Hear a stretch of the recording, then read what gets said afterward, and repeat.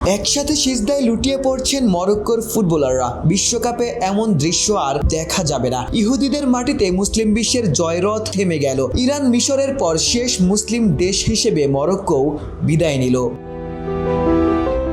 সিজদা শুধু গোল দেয়া কিংবা ম্যাচ জয়ের উদযাপন ছিল না, ছিল অবিচার নিপীড়নের প্রতিবাদও। ইরান মিশরের সাথে অবিচার হয়েছে বলেও অনেকেই অভিযোগ করেছিলেন।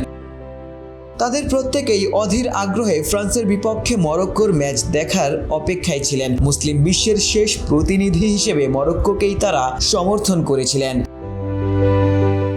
তবে কোয়ার্টার ফাইনালের প্রথম ম্যাচে মরক্কো হতাশ করেছে। গোটা ম্যাচেই নিজেদের ছায়া হয়েছিলেন আশরাফ হাকিমিরা। ফ্রান্সের কাছে তারা পাত্তাই পায়নি। ম্যাচের শুরু থেকে শেষ পর্যন্ত এমবাপ্পেরা আধিপত্য দেখিয়েছেন। পেনাল্টি মিস করলেও বিরতির পর ফ্রান্স তারকা গোল করেছেন। তার সাথে দেমবেলের গোলে 2-0 ব্যবধানে ম্যাচ জেতে ইউরোপিয়ান জায়ান্টরা। সেমির আগেই রূপকথার যাত্রা শেষ হয় আফ্রিকার শেষ প্রতিনিধিদের।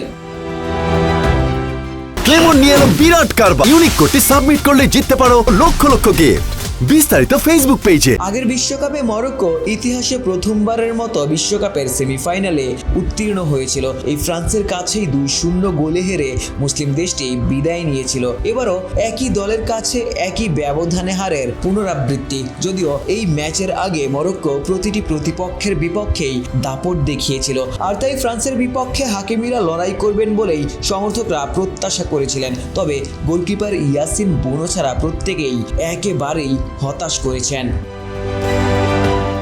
মরক্কোর বিদায়ের সাথে সাথেই বিশ্বকাপের 13টি মুসলিম দেশের প্রতিটিই বিদায় নিল। সেই সাথে ম্যাচ জয়ের পর দলগত সিজদার দৃশ্যও থমকে গেল। তবে মুসলিম দেশগুলো বিদায় নিলেও লামিন ইয়ামাল, দেমবেলেরা এখনও টিকে রয়েছেন। হয়তো ইয়ামালরাই গোলের পর সিজদার রীতি বজায় রাখবেন।